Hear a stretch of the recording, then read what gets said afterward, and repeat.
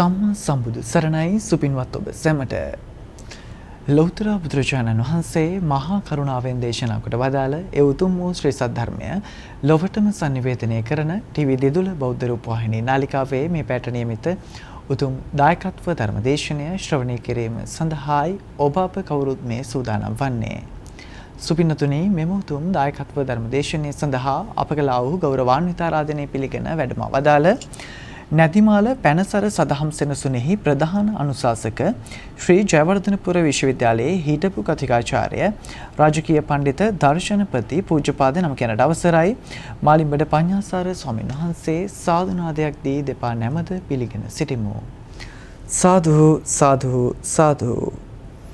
සුපින්නතුනි අද මෙම උතුම් දායකත්ව ධර්ම දේශනය සඳහා සදැහැති දායකත්වය දරනු ලබනවා හොරණ රේමුණ වැලි කැටරල යන ලිපිනෙහි පදිංචි විශ්‍රාමික පාඨශාලාචාර්යනී තමරා ගුණසේකර මහත්මිය සහ විදුලි ඉංජිනේරු හසල් දිනු සංක කුලසේකර පුතුණුවන් විසින් සුපිනතුන් අරමුණු ලෙස සඳහන් කරගෙන තිබෙනවා 69 වන උපන්දිනය සමරන විශ්‍රාමික ගණිත අධ්‍යක්ෂ දයා එඩ්මන්ඩ් කුලසේකර ස්වාමි පුරුෂයාට පියාණන්ට නිරෝගී සුවය සහ දීර්ඝායුෂ ප්‍රාර්ථනා කිරීම මෙන්ම ධර්මාබෝධය ලැබී අමා මහ නිවනින් සැනසීම ලැබේවා යන ප්‍රාර්ථනයත් තමරා ගුණසේකර මහත්මියගේ අභාව ප්‍රාප්ත පියාණන් වන ඩී.එස්. ගුණසේකර මහතාට සහ මෑණියන් වන සෝමාවතී සිරිවර්ධන මහත්මියටත් සොහොයුරිය වන දයා ගුණසේකර මෙනවියටත් දයා කුලසේකර මහතාගේ පියාණන් වන ටයිරස් අපුහාමි මහතාටත් මව වන රූපා විජේසේකර මහත්මියටත් 2021 අගෝස්තු 31 වන දින අභාව ප්‍රාප්ත වූ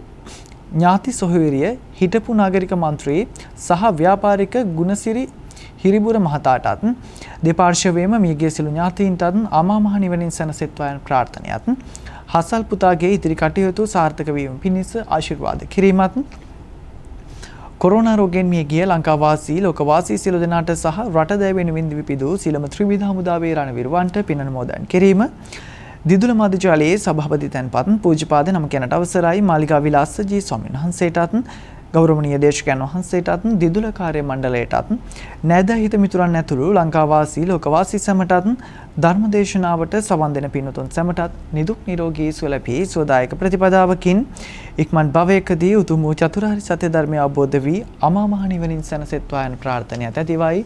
සුපින්නතුන් අද මෙම උතුම් දායකත්ව ධර්ම දේශනය සඳහා සදැහැති දායකත්වය දරනු ලබන්නේ. එසේනම් සුපින්නතුනි ගෞරවනීය දේශකයන් වහන්සේට ධර්ම දේශනය සඳහා ආරාධනා කරමින් අප සැම මෙතෙන් සිට ශ්‍රද්ධාවෙන් ගෞරවයෙන් යුතුව මෙම උතුම් දායකත්ව ධර්ම දේශනය ශ්‍රවණය කරමු. අවසරයි ස්වාමීන් වහන්ස. සමන්ත චක්කවාලේසු අත්‍රා ගච්ඡන්තු දේවතා සද්ධම්මං මුනි රාජස්ස සුනන්තු සග්ග මොක්ඛදං ධම්ම ශ්‍රවණ කාලෝ අයං බදන්තා ධම්ම ශ්‍රවණ කාලෝ අයං බදන්තා ධම්ම ශ්‍රවණ කාලෝ අයං බදන්තා නමෝ තස්ස භගවතු අරහතෝ සම්මා සම්බුද්දස්ස නමෝ තස්ස භගවතු අරහතෝ සම්මා සම්බුද්දස්ස නමෝ තස්ස භගවතු අරහතෝ සම්මා සම්බුද්දස්ස. ගරුතර මහා සංඝරත්නයන් අවසරයි ශ්‍රද්ධාවන්ත පින්වතුනි, දිදුල රූපවාහිනිය ඔස්සේ ලංකාවාසී ජනතාවට පමණක් නෙවෙයි සමස්ත ලෝකවාසී බෞද්ධයන්ටම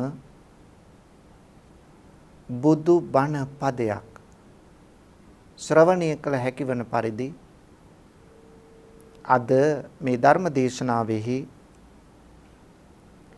පුණ්‍යවන්ත වූ දායකත්වයේගෙන කටයුතු කරන්නේ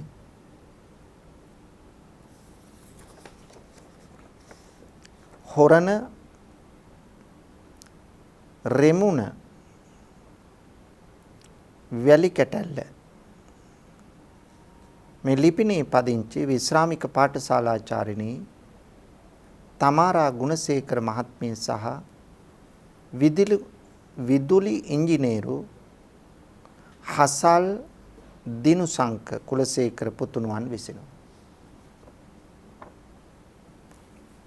මේ පින්වතුන්ගේ මූලික අරමුණ තමයි 69 වන උපන්දිනය සමරන විශ්‍රාමික ගණිත අධ්‍යක්ෂ දයා එඩ්මන් කුලසේකර ස්වාමි පුරුෂයාට පියාණන්ට නිරෝගී සුවය සහ දීර්ඝායුෂ ප්‍රාර්ථනා කිරීම මෙන්ම ධර්මාවබෝධය ලැබී අමා මහ නිවනින් සැනසීම ලැබේවායි ප්‍රාර්ථනා කිරීම මේ ප්‍රධාන අරමුණ ප්‍රමුඛ තවත් අරමුණු කීපයක් තියෙනවා පින්නතුනේ. ඒවා අපි පසුව ධර්ම දේශනාව අවසානයේදී සඳහන් කරලා ආශිර්වාද කිරීම පුණ්‍යානුමෝදනා කිරීම කරමු. එතෙක් බුදු බණ පදයකට අවධානය යොමු කරමු පින්නතුනේ. පින්නතුනේ ලෞතර තථාගත බුදුරජාණන් වහන්සේ ලෝක සත්‍යය විශේෂයි පතල මහා කරුණාවෙන් දේශනා කොට වදාළ සද්ධර්මයෙන් බිඳක් කියලා දෙන්න මා බලාපොරොත්තු වන්නේ. පින්නතුනේ ධර්මය දැනගන්න ධර්මඥානය වර්ධනය කරගන්න ධර්ම ශ්‍රවණය කරන්න ඕන. ධර්ම සාකච්ඡා පවත්වන්න ඕන. දහම් පොත්පත් කියවලා දැනුම වර්ධනය කරගන්න ඕන. ඒ වගේමයි පින්නතුනේ අසාගත් ධර්මයක් තියෙනවා නම් ඒ අසාගත් ධර්මය තව තවත් ප්‍රගුණ කරගන්න වැඩි දියුණු කරගන්න බණ අහන්න ඕන. පින්නතුනේ අපේ හිතේ යම් යම් වික්ෂිප්ත භාවයන් අසහනකාරී තත්ත්වයන් මානසික නොසන්සුන්තාවයන් ඇති වෙච්ච වෙලාවෙදී ධර්මයෙන් තමයි සහනයක් සතුටක් සැනසීමක් ලැබෙන්නේ. අන් කවරකින්වත් නෙවෙයි පින්නතුනේ. අපට ඇතිවන සමහර ප්‍රශ්නවලට සල්ලි මිල මුදල් ධන දාන්නේ භවභෝග තිබුණයි කියලා විසඳුම් හොයන්න බෑ. පිරිස් බලය ඥාති සම්බන්ධකම් තිබුණයි කියලා විසඳුම් හොයන්න බෑ. එහෙනම් ඒ වගේ වෙලාවකදී පින්නතුනේ බණපදයකින් තමයි ඒකට විසඳුම හොයාගන්න පුළුවන් වෙන්නේ.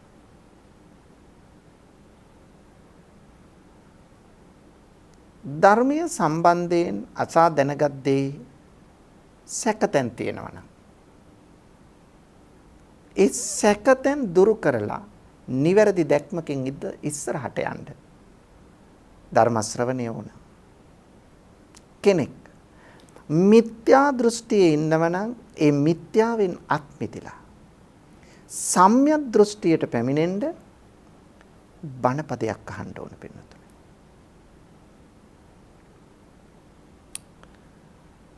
මෙලෝ වශයෙන් කෙනෙකු ළඟ දුර්වල අඩුපාඩුකම් තියෙනවා නම් ඒ දුර්වල අඩුපාඩුකම් මගහරවාගෙන යහපත් ජීවිතයක් ගත කරන්නට ධර්මය අවශ්‍යයි.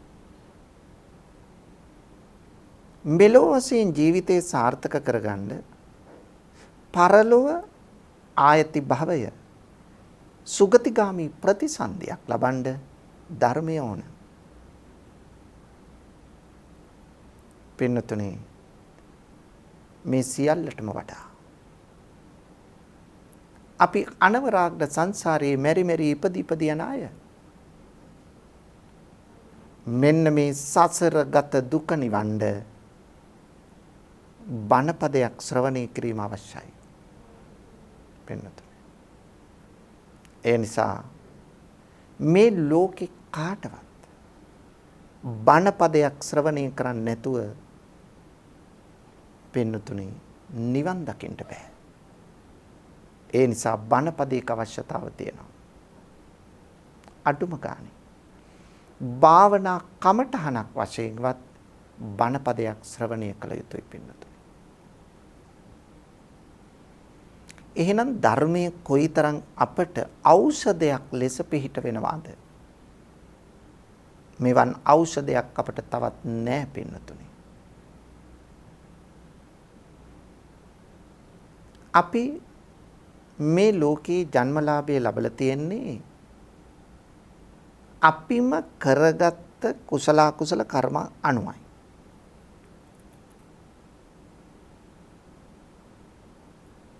ඒ නිසා මේ කර්මය කියන එක අපේ ජීවිතයට ගොඩාක් බලපාන දෙයක්. දැන් බලන්න අපි අතරේ උස් පහත්කම්, දුප්පත් පොහොසත්කම්, කුල හීනකම්, කුලවන්තකම්, පෞරුෂය ඇතිකම් හා පෞරුෂය නැතිකම් අපි වෙනස් වෙලා තියෙන්නේ ඇයි? අපි වෙනස් වෙලා තියෙන්නේ වෙන හේතුවක් නිසා නෙවෙයි. අපිම කළ කුසල කර්මවල ස්වභාවය අනුවයි. දැන් බලන්න පින්නතුනි, හොඳට හිතන්න. දැන් එකම ගෙදර දරුවෝ 3 දෙනෙක් ඉන්නවා. අම්මා තාත්තා හරිම නිරෝගී. පළවෙනි දරුවා ඊටාම නිරෝගී දරුවෙක්. දෙවෙනි දරුවා ලැබුණා මන්දබුද්ධිකයි. තුන්වෙනි දරුවා ආයි ලැබුණා අර පළවෙනි දරුවා වගේම නිරෝගී. දැන් බලන්න, එකම අම්මගේ එකම තාත්තගේ නිරෝගී දෙමාපියන් දරුවා ලැබෙන්න ඉන්නකොට එකම වෛද්‍යවරයාට පෙන්නුවේ, එකම ආහාර පාන ගත්තේ. මේ తত্ত্বය තිබිලත් අර දෙවනි දරුවා මන්ද බුද්ධික උනේ ඇයි? මොන විද්‍යාඥයාටද, මොන වෛද්‍යවරයාටද, මොන පුද්ගලයාටද ඒකේ හේතුව කියන්න පුළුවන්? කියන්න බෑ පින්නතුනේ. අර වාඩු වුණා, මේ වාඩු වුණා නෑ. ඒ කාලේ ආහාර පාන හොඳට ගත්තා. අර පළවෙනි දරුවා ලැබෙන්න ඉන්නෝ වගේම විටමින් වර්ග ගත්තා. එහෙනම් මේකට හේතුව කුමක්ද? කර්මය හැර අන් දෙයක් නොවේ. බුදුරජාණන් වහන්සේ පැහැදිලි කරනවා, කම්මං සත්තේ විභජති. කර්මයෙන් තමයි සත්‍යය බෙදලා වෙන් කරන්නේ. බෙදා දාන්නේ කර්මයෙන්. යදිදං හීන පනීතතාය. හීන පහත්, පනීත උසස්. එහෙනම් පහත් හා උසස් ලෙස බෙදන්නේ කර්මයෙන්. මේක තමයි ඇත්ත. පින්නතුනි, මම දන්න පවුලක ඉන්න දුවලම 3 දෙනෙක්. ඒ දුවල 3 දෙනා විතරයි ඉන්නේ. අම්මට තාත්තට උතුරන්න සල්ලි. ඒ දෙන්න කිසිම අඩුපාඩුවක් නැහැ. තාත්තත් නිරෝගී, අම්මත් නිරෝගී. ඔබ කිව්වට විශ්වාස කරන්නේ නැහැ. පින්නතුනි, මේ සත්‍ය දේ. මේ දරුවෝ 3 දෙනාම අංග විකලයි. අර ගැහැණු දරුවෝ 3 දෙනාම අංග විකලයි. ඒ 3 දෙනාට රෝද පුටු 3ක් තියෙනවා. ඒ රෝදපුටු තුන අරගෙන යන සේවකයෝ 3 දෙනෙක් ඉන්නවා. 3 දෙනා පාසල් එක්කගෙන යන වාහන 3ක් තියෙනවා. ඒ දුවට වෙන වෙනම වාහනේ. ඩ්‍රයිවර්ස්ලා 3 දෙනෙක් ඉන්නවා. සේවකයෝ ඉන්නවා. මොනව තිබුණත් වැඩක් නැහැ. දරුවෝ 3 දෙනාම අංග විකලයි. අම්මා තාත්තත් නිරෝගී නම් අම්මා තාත්තට කිසි අඩුවක් නැත්තම් දැන් එක දරුවෙක් අංග විකල වුණා නම් විවිධ හේතු කියන්න තිබුණා. දරුවෝ 3 දෙනාම අංග විකලයි පින්නතුනේ. බලන්න. කර්මය හැර අන් කුමක්ද? දැන් බලන්න. චක්කුපාල හාමුදුරුවෝ පින්නතුනේ පෙර වෛද්‍යවරයෙක්. වෙද මහත්තයෙක්. ඇස් වලට වෙදකම් කරන. සුප්‍රසිද්ධ කෙනෙක්. ඔහු ළඟට එක කාන්තාවක් ආව ඇස් වලට බෙහෙත් ගන්න. බෙහෙත් ගත්තා. එයා දක්ෂ වෛද්‍යවරයෙක් නිසා ඉක්මනින් සුව වුණා. ගානක් පොරොන්දුනා මෙයා දෙනවා කියලා. මේ ගාන ගෙවන්න වෙනවට මේ කාන්තාව මොකද කරන්නේ? හැමදාම කියනවා තාම සනීප නැහැ. තාම S2 හරියට පේන්නේ නැහැ. දැන් වෛද්‍යවරයා දන්නෝ හොඳටම පේනවා. මොකද ඔහු දන්නෝ ඔහුගේ බෙහෙත කොයිතරම් ප්‍රබලද කියලා. ඒ නිසා මෙයාට කේන්ති ගියා මේ කාන්තාව මට බොරු තමයි කරන්නේ. ඒ නිසා මොකද කළේ? ඇහුවා S2 පේනවද? නැහැ කිව්වා. වෛද්‍යවරයා දන්නෝ දැන් S පේන බව. මේ කාන්තාව මට බොරු කරන්නේ. ඒ නිසා S2 අන්ධ වෙන්නම බේතක් දුන්නා. S2 අන්ධ වුණා. හිතාමතා සැලසුම් සහගතව මේක කළේ. ඒ කාන්තාව වැරදි එක ඇත්ත. හැබැයි S2 අන්ධ කිරීම ඔහු චේතනාව මුල් කරගෙනයි කරේ. චේතනාහම් භික්කවේ කම්මං වදාමි. චේතිත්වා කම්මං කරෝති කායේන වාචාය මනසා. චේතනාව මුල් කරගත්ත කායික වාචසික මානසික ක්‍රියාව තමයි කර්මය. එහෙනම් කර්මය තමයි එතන පාදක. තමන් අයහපත් කර්මයක් කළොත් මනසාචේ පදුට්ටේන මනසා දූෂිත මනසින් නරක හිතින් වාසතිවා කරෝතිවා යමක් කියනව නම් කරනව නම් තතෝනං දුක්ඛමන් වේති. ඒකට දුක් ප්‍රතිවිපාකයක් එනවා. කොහොමද හරියට? චක්කං වහතෝ පදං. ගැලබැඳි ගොනා පසුපස ගොනාගේ පා අනුව ඇදෙන කරත්තරෝදිය වගේ තමන්ගේ පස්සෙන් එනවා. අන්න බලන්න. අර කර්මය පස්සෙන් ඇවිල්ලා අවසන් භවයේදී චක්කුපාල නමින් පැවිද්ද ලැබලත්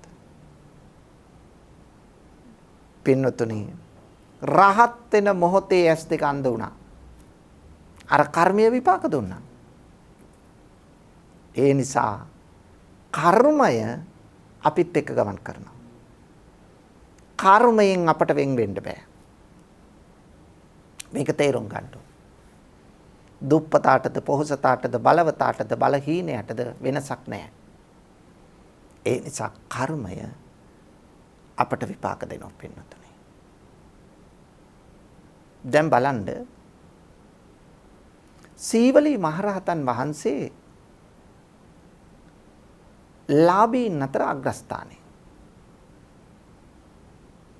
පින්නතුනේ ඔබේ ගෙදරත් ඔබ සීවලී මහරහතන් වහන්සේගේ පින්තූරය එල්ලලා තියෙනව නේද බිත්තේ?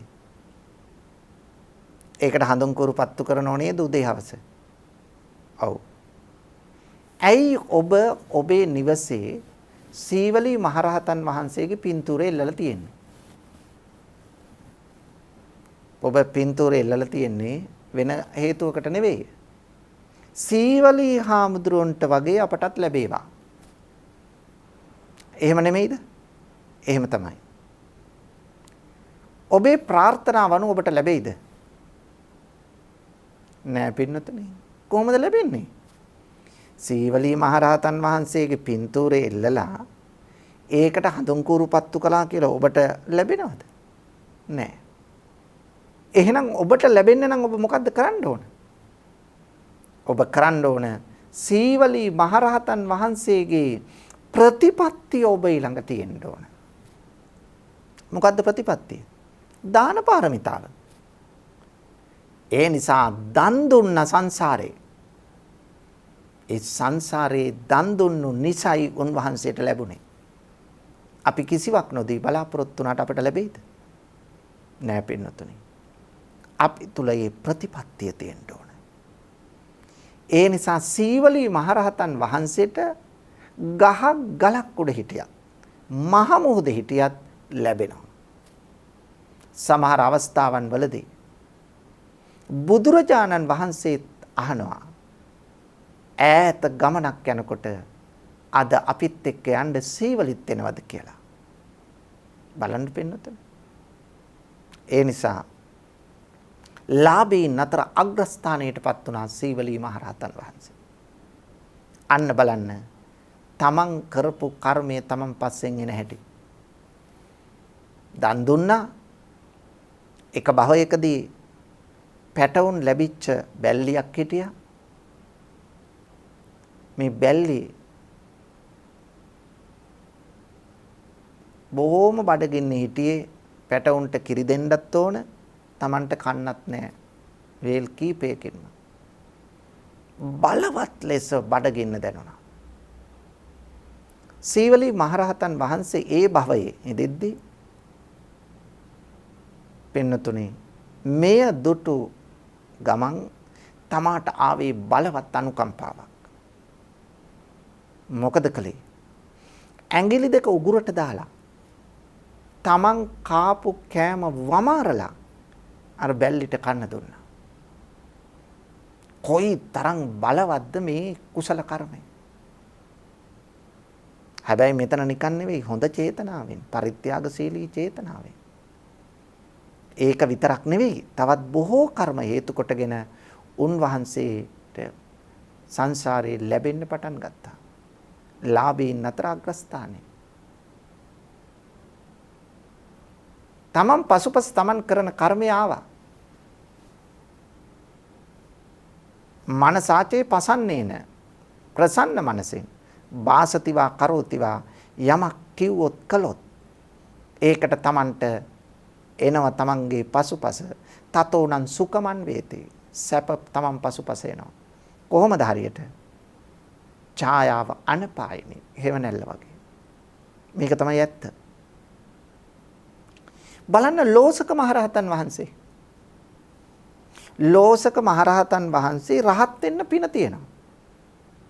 දැන් සීවලී මහරහතන් වහන්සේ ලෝසක මහරහතන් වහන්සේ දෙදෙනාම රහතන් වහන්සේලා. හැබැයි පින්නතුනේ ලෝසක මහරහතන් වහන්සේ හැමදාම පිණ්ඩපාත යනවා. කොහෙන්වත් දානි ලැබෙන්නේ නැහැ.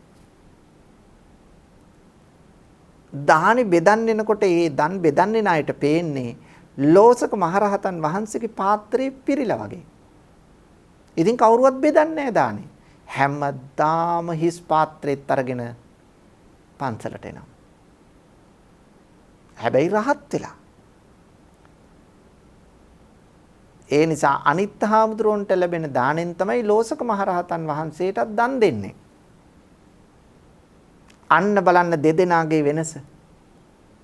දෙදෙනාම රහතන් වහන්සේලා. සීවලී මහරහතන් වහන්සේ ගහක් ගලක් උඩ මහමෝධේ හිටියත් හම්බ වෙනවා. ලෝසක මහරහතන් වහන්සේ හැමදාම පිණ්ඩපාත ගිහිල්ලා දානි ලැබෙන්නේ නැහැ. එහෙනම් කර්මයේ වෙනස ඔබට පේනවද? ඒ නිසා අපි කළොත් යමක් ඒකට අපිට ප්‍රතිවිපාකයක් ලැබෙනවා. ඒකෙන් වෙන් වෙන්න, බේරෙන්න, ගැලවෙන්න කාටවත් බෑ. මේක තමයි ඇත්ත. පින්නතුනේ දැන් අපි යමක් දෙනවා කාට හරි. අපි දෙනකොට අපිට ආකාර කීපයකට දෙන්න පුළුවන්. අපි කන බොන විදියට මොන හරි දෙන්නත් පුළුවන්. අපි කන බොන විදියටවත් නැතුව පහත් ලෙස පිළියෙල කරලා දෙන්නත් පුළුවන්. අපි කන බොන විදියට නැතුව උසස් ලෙස පිළියෙල කරලා දෙන්නත් පුළුවන්. චේතනා මුල් කරගෙන. ඊළඟට අපිට දීම ලෝභ චේතනාවෙන් කරන්නත් පුළුවන්, අලෝභ චේතනාවෙන් කරන්නත් පුළුවන්. වංචනික චේතනාවෙන් කරන්නත් පුළුවන්, අවංකව කරන්නත් පුළුවන්. ඔන්න බලන්න මේ දීමනාවේ ස්වභාවය. දැන් අපිට යමක් දෙන්න පුළුවන්. සමහර අය දෙනවා ඔය විවිධ දේවල් ජනප්‍රිය වෙන්න. එහෙම නැත්නම් එයාට තව වරප්‍රසාද ලබා ගන්න. එහෙමත් නැත්නම් ඉදිරි ඡන්දෙදී වැඩි ඡන්ද ප්‍රමාණයක් ගන්න. එහෙම දෙනවනේ. එතකොට දාන ගෙදර, මල ගෙදර, මගුල් ගෙදර හැම තැනටම සම්බන්ධ වෙනවා. හැබැයි ඔහුගේ යටිහිතේ තියෙනවා වැඩි ඡන්ද ලබා ගැනීම. ඒක තමයි බලාපොරොත්තු. අන්න බලන්න. ස්වභාවයේ හැටි අපේ හිතේ.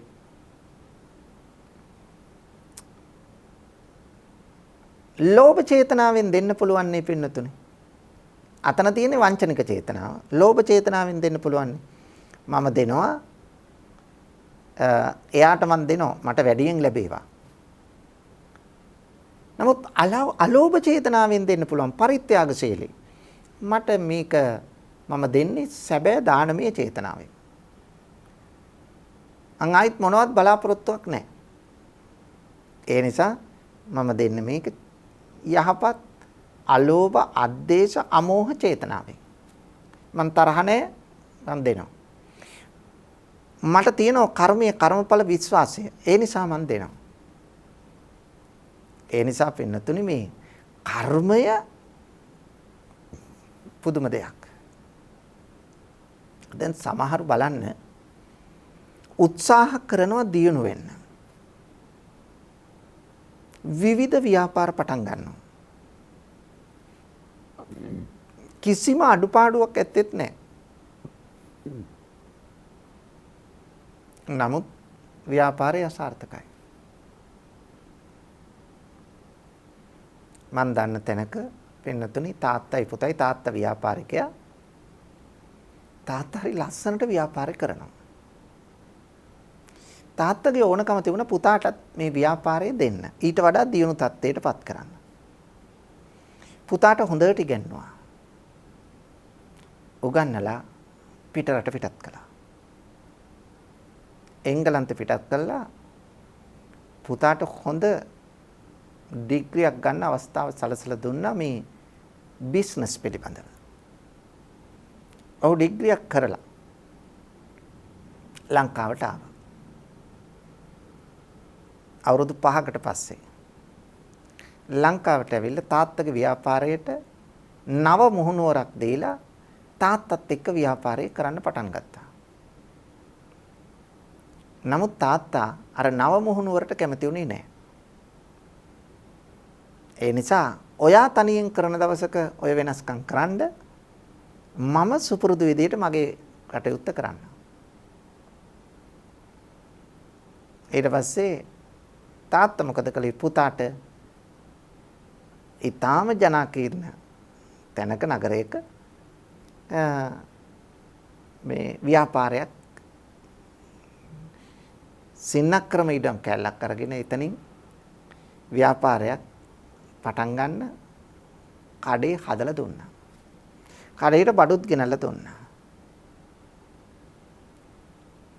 සුබ නැකතින් ව්‍යාපාරේ පටන් ගත්තා. එයාට දැන් ඉතින් නවීන තාක්ෂණය දන්නවා. බිස්නස් පිළිබඳව ඩිග්‍රියක් තියෙනවා. අලුත් දැක්මක් තියෙනවා.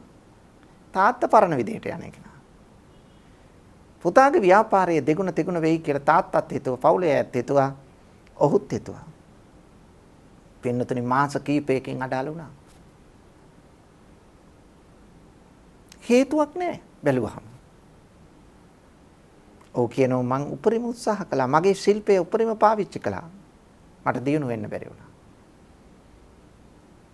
ඒ නිසා ඔහු කිව්වා තාත්තේ මේ බිස්නස් එක මට හරියන්නේ නැහැ. මේක මාරු කරන්න මං කැමතියි. ඒ නිසා තාත්තට සල්ලි තියෙනවා. තාත්තා මොකද කළේ? පුතා කැමති නිසා ඒ ව්‍යාපාරය වෙනුවට එතනම වෙනින් ව්‍යාපාරයක් ආරම්භ කළ තුන තවත් ලක්ෂ ගණක් වියදම් කළා. ආරම්භ කළ පටන් ගත්තා. සේවක මඩුල්ලකුත් හිටියා. හැබැයි පින්නතුණි එයත් අසාර්ථකයි. අවසානයේ තාත්තා දැනගත්තා ඔය කරපු ඩිග්‍රී වලින් ඇති වැඩක් නැහැ. පුතේ ඔබ මාව අධ්‍යයනය කරපන්. මගේ ක්‍රමවේදය ඔබ ඉගෙන ගනින්. මේක තමයි ඔහුට දුන්නු අදහස. ඒ නිසා ඔහු ඒ අනුව කටයුතු කරන්න පටන් ගත්තා. හැබැයි ඔහු වෙනම ව්‍යාපාරයක නෙවෙයි ඔහු තාත්තත් එක්ක මේ ව්‍යාපාරය කරන්න පටන් ගත්තා. ආන්න ව්‍යාපාරය තාත්තත් එක්ක කරනකොට ඒ ව්‍යාපාරය එන්න දියුණු වුණා. අන්න බලන්න පින්නතුනේ. තමන් කරපු කර්ම ශක්තිය තමන්ට බලපානවා. දැන් ඔව් විවිධ අයගෙන් උපදෙස් ගත්තා. නමුත් සාර්ථක වුණේ නැහැ. හැබැයි තාත්තත් එක්ක මේ එකතු වෙලා මේක කරනකොට වැඩි සාර්ථකයි. අපි කරපු කර්මය අපිත් එක්ක එනවා. ඒක නිසා ඒක වෙනස් කරන්න බෑ. වෙනස් කරන්න පුළුවන් කර්මයක් තියෙනවා. එහෙම ඒවත් තියෙනවා පින්නතුනේ. නමුත් අරක තමයි ඇත්ත. දැන් බලන්න පින්නතුනේ කර්මය කියන එක අපිට කොච්චර බලපානවද? දැන් අපි අපේ උපත ලැබෙන්නේ අපේ කර්මය නිසා ප්‍රතිසන්දි සිත. අපි මරණයටපත් වෙන්නේත් කර්මය නිසා. අපේ ආයුෂ ඉවර නම් කර්ම ශක්තිය ඉවර නම් අපි මැරෙනවා. දැන් කෙනෙක් කියනවා මේ අපරාධي ඔය ගමන ගියේ නැත්තම් ඔයා මැරෙන්නේ නැහැ. ඔය ගමන ගිය නිසා තමයි මලේ. නැත්තම් ඔය අනතුරු වෙන්නේ නැහැ. මං අනන්ත කිව්වා ඔයාට ගෙදර ඉන්න කියලා. අපි කෙනෙක් ඇක්සිඩන්ට් වුණාම විවිධ අපි අර්ථකථන දෙනවා. අපරාධ නිකන් ගිහිල්ලා ඔය මරණය කරගත්තා. එදා ඔය ගමන නොගිය නම් ඔය විපත වෙන්නේ නැහැ. එහෙම කියනවා. පින්නතුනි මැරෙන්න තියෙනවා නම් කොහේ හිටියත් මැරෙනවා. මේ කියන්නේ බලෙන් ගිහිල්ලා අනතුරු කරගන්න කියන එක නෙවෙයි. මම ඒකට උදාහරණයක් කියන්නම්. අපේ හිතවත් මහත්තයෙක්. එතුමා හැමදාම උදේට වැඳුම් පිදුම් කරලා යෝග ව්‍යායාම කරනවා. එතුමාට ලෙඩක් නැහැ. කියන්නේ පේන්න ලෙඩක් නැහැ. හැමදාම උදේට යෝග ව්‍යායාම කරනවා. දැන් එදා එතුමා මොකද කළේ? පැදුර එලලා බිම උදේට විනාඩි 45ක පැයක කාලයක් යෝග ව්‍යායාම කරන කෙනෙක් හැටියට ਉਹ එදත් පටන් ගත්ත ව්‍යායාම කරන්න. දැන් ගෙදර කොහෙවත් යන්නේ නැහැ. ව්‍යායාම කර කර ඉන්න අතරේ දරුවෝ බලලා තිනවා මේ වෙනද තාත්තා ඔච්චර වෙලා ව්‍යායාම කරන්නේ නැහනේ. අද කිසි සද්දයක් නැහැ. තාත්තා ව්‍යායාම කරන කාමරයට ගිහිල්ලා බැලුවා. බලනකොට තාත්තට නිින්ද ගිහිල්ලා.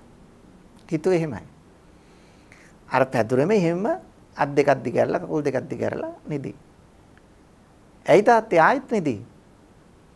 අද මහන්සිද? පුතා කතා කළා. තාත්තා කතා කරන්නේ නැති නිසා ඇඟට අත තියලා කතා කරා ඒත් නෑ, හොල්ලලා කතා කරා ඒත් නෑ. බලනකොට තාත්තා මිය ගිහිල්ලා. දැන් අපි කියන්නේ කොහොමද? ඔය ගමන නොගිය නම් මැරෙන්නේ නෑ. ඔය ගමන නොගිය නම් අනතුරු වෙන්නේ නෑ. පින්නතුනි අර gedara ඉඳලත් මැරෙන වෙලාවට මැරෙනවා. ඒක තමයි කර්මය කියන්නේ. අපි ගෙනාපු ආයුෂ ප්‍රමාණයේ කර්ම ශක්තිය ඉවර නම් අනිවාර්යෙන් මරණයටපත් වෙන්න වෙනවා. මේක තමයි ස්වභාවය පින්නතුනි. ඒ නිසා කර්මය අපට බලපානවා. ඒ නිසා කර්මය අපිට අපේ පස්සෙන් එන එක වෙනස් කරන්න බෑ. සුළු සුළු කර්ම වෙනස් කරන්න පුළුවන්. බුදුදහමේ කියන්නේ නෑ සියල්ල පෙර කර්මයෙන් සිද්ධ වෙනවයි. බුදුදහමේ කියන්නේ නෑ සියල්ල කර්මයෙන් සිද්ධ වෙනවයි. එහෙම කියන්නේ නෑ. හැබැයි කර්මයත් එක සාධකයක්. කම්මස්සකෝ මි කම්ම දායාදෝ. කම්ම යෝනි, කම්ම බන්දු, කම්ම පටිසරණෝ. යං කම්මං කරිස්සාමි කල්යාණං වා පාපකං වා. පින්නතුනි කම්මස්සකෝ මි කම්ම දායාදෝ කර්මයමයි දායාද කරගෙන ඉන්නේ. කම්ම යෝනි කර්මයේ උපත කොටගෙන ඉන්නවා. කම්ම බන්දු කර්මයමයි අපි නෑදෑ කොට ඉන්නේ. කම්ම පටිසරණෝ කර්මයමයි අපි පිළිසරණ කොටගෙන ඉන්නේ. ඒ නිසා කර්මයට අනුව අපේ ජීවිතේ සකස් වෙනවා, වෙනස් වෙනවා, විපාක ලැබෙනවා, උපත සිද්ධ වෙනවා, මරණය සිද්ධ වෙනවා, සමහර ලෙඩ හැදෙනවා. ඒ කර්මයෙන්. ඒ නිසා කර්මය කියන එක ඒ තරම් ප්‍රබල සාධකයක් අපිට. හැබැයි බුද්ධ ආගමේ සියල්ල කර්මයෙන් සිද්ධ වෙනවා කියලා කියන්නේ නැහැ. පින්නතුනි න්‍යාම ධර්ම පහක් තියෙනවා. මේ න්‍යාම ධර්ම පහෙන් එකක් තමයි කර්මය. උතු නියාම, බීජ නියාම, කම්ම නියාම, ධම්ම නියාම, චිත්ත නියාම. නියාම ධර්ම පහයි. මේකේ කම්ම නියාම එකක්. එහෙනම් කර්මයනොත් අපට යම් යම් දේවල් සිද්ධ වෙනවා. හැබැයි හැමදේම කර්මය නෙවෙයි. ඍතු විපර්යාස වෙනවා. සමහර කාලට රස්නේ, සමහර කාලට සීතලයි. සමහර වෙලාවට සීතලට ඇඟේ බිබිලි එන්න පුළුවන්, නැත්නම් රස්නෙට ඇඟේ බිබිලි එන්න පුළුවන්. ඒකට කර්මයට දාලා හරියන්නේ නැහැ. මාර සීතලක් මොන කර්මයක්ද මන් දන්නේ නැහැ කියලා. අද නම් හරියට දාඩිය දානවා ඉන්න බෑ. මොන කර්මයක්ද කියලා හරියන්නේ නැහැ. ඒක කර්ම නෙමෙයි. බීජ නියාම තියෙනවා. බීජ වර්ග හට ගැනීම කර්මය නෙවෙයි. චිත්ත නියාම තියෙනවා. කර්මය නෙවෙයි. ධර්මතා තියෙනවනේ. දැන් එළි වෙනවා, රෑ වෙනවා. සඳ උදා වෙනවා, සුළඟ හමනවා. ධර්මතා තියෙනවා. එතකොට මේ ධර්මතා කර්මයට දාලා හරියන්නේ නැහැ. හැබැයි කර්ම නියාමයකුත් තියෙනවා. ඒක අමතක කරන්න එපා. කර්මේනොත් යම් යම් දේවල් සිද්ධ වෙනවා. සුළු සුළු කර්ම තියෙනවා අපිට වෙනස් කරන්න පුළුවන් දේවල්. වෙන්නත්. සුළු සුළු කර්ම තියෙනවා වෙනස් කරන්න පුළුවන් ඒවා. ඒ නිසා කර්මය අපට වෙනස් කළ හැකි තැන් තියෙනවා. මොනවද? දැන් බලන්න. අපේ ගෙදර ව්‍යාපාරයේ අසාර්ථක නම් රැකියාවක් උත්සාහ කළා ලැබෙන්නේ නැත්නම් ගෙදරත් කිසි එලියක් නැත්නම්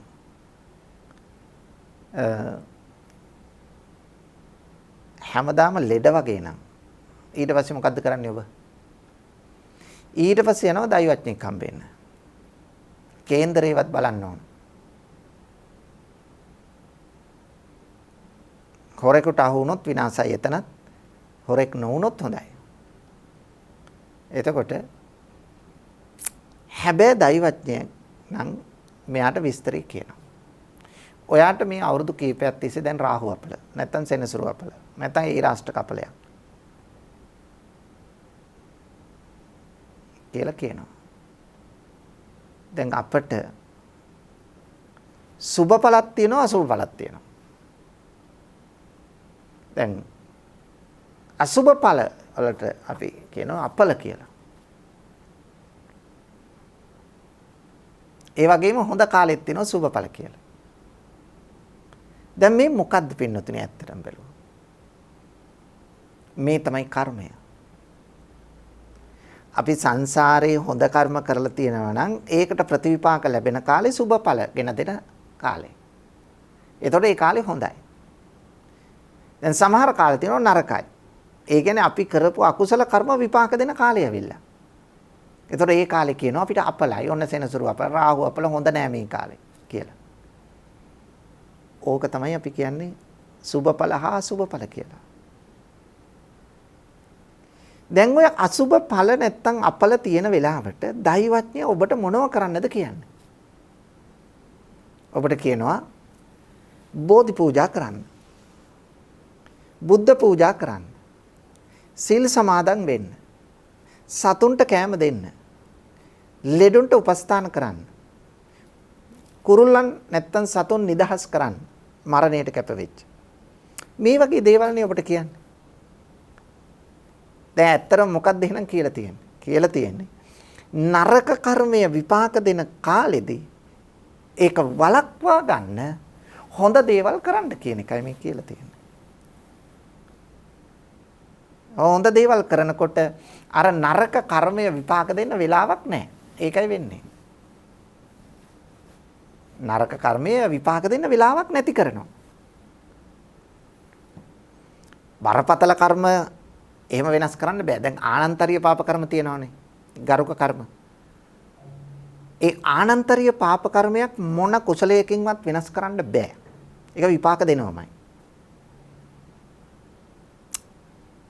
ඒ වගේමයි අටමහා පින්කම් අටමහා කුසල් තියෙනවනේ. ගරුක කර්ම.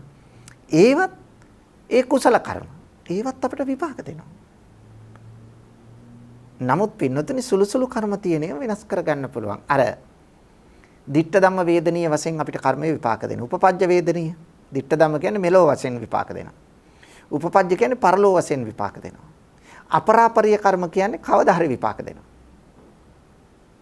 අහෝසි කර්ම කියන්නේ විපාක දෙන්න වෙලාවක් නැහැ. ඒ කර්මය අහෝසි වෙනවා. නැත්නම් අහෝසි කර්ම කියලා කර්ම જાතියක් නැහැ.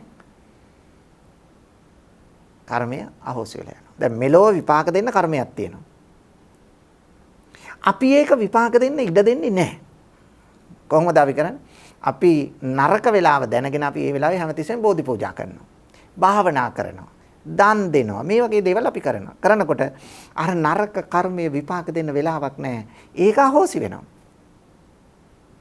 ඒකට තමයි බෝධි පූජා කරන්න කියලා කියන්නේ. නේ?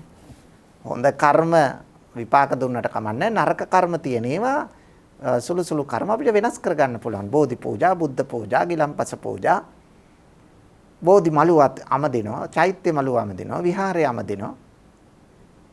ලෙඩෙකුට උපස්ථාන කරනවා. මෙන්න මේ වගේ දේවල්. මේ වගේ දේවල් වලින් අපට පුළුවන් වෙනවා පින්නතුනි අන්න අර අයහපත් කර්ම වෙනසකට ලක් කරන්න. අයහපත් කර්ම වෙනසකට ලක් කරන්න පුළුවන්. ඒ නිසා හොඳ කර්ම අපට හොඳ විපාක දෙනවා. නරක කර්ම අපට නරක විපාක දෙනවා. ඒ නිසා හොඳ හා නරක කර්ම කියලා දෙකක් තියෙනවා. ඒ නිසා අපි හොඳ කර්මත් නරක කර්මත් දෙකම හඳුනා ගන්න ඕන. එතකොට අපි මෙලව කරන්න ඕනේ එහෙනම් මොනවද? හොඳ කර්ම, නිතරම පින්කම්, නිතරම කුසල කර්ම. එතකොට අපිට ආරක්ෂාව හැම වෙලාවෙම ලැබෙනවා. නරක අයහපත් පාපී කර්ම කරන්නේ නැති තැනට අපේ හිත හදා ගන්න ඕන. ආන්න එතකොට තමයි අපි අර අකුසල පාපී කර්ම නොකරන තැනට ආවහම අපිට හොඳ කාලය උදා වෙනවයි කියන්නේ. අන්න ඒ තැන අපි හදා ගන්න ඕන පින්නතුනි. අන්න ඒ තැන හදාගත්තොත් තමයි අපට යහපත් ලෙස ජීවිතේ පවත්වාගෙන යන්න පුළුවන් වෙන්නේ. ඒ නිසා ඔබත් උත්සාහ කරන්න. අන්න එවැනි තැනකටපත් වෙන්න. එතකොට ඔබේ ජීවිතයේ මෙලොවෙනුත් සාර්ථකයි, පරලොවෙනුත් සාර්ථකයි, වඩාත් යහපත් වූ ජීවිතයක් ගත කරන්නට ඔබට භාග්‍ය ලැබෙනවා. අන්නේ භාග්‍ය උදා කරගන්නට මේ ධර්මයේ තේරුම් අරගෙන පුළුවන් තරම් කුසල කර්ම කරමින් ඔබේ ජීවිතය ගත කරන්නට උත්සාහ කරන්න. පින්නතුනි අද මේ ධර්මදේශනාවෙහි මා මුලිනුත් මතක් කළා පුණ්‍යවන්ත දායකත්වයෙන් කටයුතු කරන්නේ හොරණ රෙමුණ වැලි කැටල්ල යන ලිපිනේ පදිංචි විශ්‍රාමික පාඨශාලාචාර්යනී තමාරා ගුණසේකර මහත්මිය සහ විදුලි ඉංජිනේරු හසල් දිනුසංක කුලසේකර පුතා. මෙන්න මේ පින්වත් පිරිස තමයි අද දායකත්වයෙන් කටයුතු කරන්නේ. බලාපොරොත්තුව තමයි 69 වන උපන්දිනයේ සමරන විශ්‍රාමික ගණිත අධ්‍යක්ෂක දයා එඩ්මන් කුලසේකර ස්වාමි පුරුෂයාට නැත්තම් මේ පුතාගේ තාත්තට නිරෝගී සුවය සහ දීර්ඝායුෂ ප්‍රාර්ථනා කිරීම. මෙන්ම ධර්මාවබෝධය ලැබී අමා මහ නිවනින් සැනසීම ලැබේවායි ප්‍රාර්ථනා කිරීම. ඉතින් තාත්තට ආශිර්වාද කරන්න අම්මත් එක්ක එකතු වෙලා දැනුගත් පුතෙක් අම්මත් දැනුගත් කෙනෙක් පාඨශාලාචාරිනී කොයිතරම් දරුවන්ගේ ගුණනන වර්ධනය කරන්නේ නැද්ද? ඉතින් තාත්තත් එහෙමයි. ඉතින් තාත්තට ආශිර්වාද කරන්න බලාපොරොත්තු වෙන්නේ. ඉතින් එතුමාට අපි ප්‍රාර්ථනා කරනවා නිදුක් නිරෝගී බව ලැබේවා, දීර්ඝායුෂ ලැබේවා කියලා ප්‍රාර්ථනා කරමු. තමාරා ගුණසේකර මහත්මියගේ අභාව ප්‍රාප්ත පියාණන් වන ඩී.එස්. ගුණසේකර මහතාට හා මෑණියන් වන සෝමාවතී සිරිවර්ධන මහත්මියටත් සොහොයුරිය වන දයා ගුණසේකර මෙනවියටත් දයා කුලසේකර මහතාගේ පියාණන් වන ටයිරස් අප්පුහාමි මහතාටත් මව වන රූපා විජේසේකර මහත්මියටත් 2021 අගෝස්තු 31 වෙනි දින අභාව ප්‍රාප්ත වූ ඥාති සොහොයුරු හිටපු නාගරික මන්ත්‍රී සහ ව්‍යාපාරික ගුණසිරි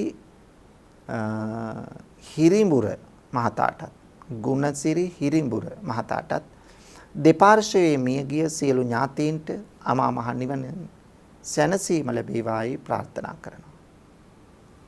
ඒ වගේම විදුලි ඉංජිනේරු හසල් දිනුසංක කුලසේකර පුතණුවන්ට ඉදිරි කටයුතු සාර්ථක වේවා, නිදුක් නිරෝගී බව ලැබේවා, දීර්ඝායුෂ ලැබේවායි ආශිර්වාද කරනවා. කොවිඩ් වසංගත තත්ත්වයෙන් පීඩා විඳින ලක්වැසි ලෝවැස සියලු දෙනා සුවපත් වේවා, සියලු ලෝකවාසීන් උවදුරු විපත් වලින් ආරක්ෂා වේවායි ප්‍රාර්ථනා කරන අතර රෝගීන් වෙනුවෙන් දිවි පරදුවට තබා දිවාරා වෙහෙසෙන සෞඛ්‍ය කාර්ය මණ්ඩලවල සුව විරු සියලු දෙනාට ආශිර්වාද කිරීම, කොරෝනා රෝගයෙන් මියගිය ලංකා වාසී ලෝකවාසී සියලු දෙනාට සහ රටදැය වෙනුවෙන් දිවිපිදු සියලුම ත්‍රිවිධ හමුදාවේ රණවිරුවන්ට පින් දීම. දිදුල මාධ්‍ය ජාලයේ ගරු සභාපති තැන්පත් මාලිගා විලාස ජිනායක ස්වාමීන් වහන්සේටත් දේශකයාණන් වහන්සේටත් දිදුර කාර්ය මණ්ඩලයටත් නෑදෑ හිතමිතුරන් ඇතුළු ලක්වාසී ලෝවාසී සැමටත් ධර්ම දේශනාවට සවන් දුන් පින්වත් සැමටත් නිදුක් නිරෝගී සුව ලැබී සුවදායක ප්‍රතිපදාවකින් නික්මන් භවයකදී උතුම් වූ චතුරාර්ය සත්‍ය ධර්මය අවබෝධ වී අමා මහ නිවනින් සැනසේවායි ප්‍රාර්ථනා කරනවා. මේ සියලු ප්‍රාර්ථනා ඒ ආකාරයෙන් ඉෂ්ට සිද්ධ වේවා. මෙලොව යහපත වේවා. පරලොව සුගතිය වේවා. අවසන උතුම් අමා මහ නිවනම සාක්ෂාත් වේවායි ප්‍රාර්ථනා කරමු. ආකාසට්ටා ච බුම්මට්ටා දේවා නාග මහිත්‍තිකා පුඤ්ඤන්තං අනුමෝදිත්වා චිරං රක්ඛන්තු ශාසනං. ආකාසට්ටා ච බුම්මට්ටා දේවා නාග මහිත්‍තිකා පුඤ්ඤන්තං අනුමෝදිත්වා චිරං රක්ඛන්තු දේශනං. ආකාසට්ටා ච බුම්මට්ටා දේවා නාග මහිත්‍තිකා පුඤ්ඤන්තං අනුමෝදිත්වා චිරං රක්ඛන්තු මං පරන්ති.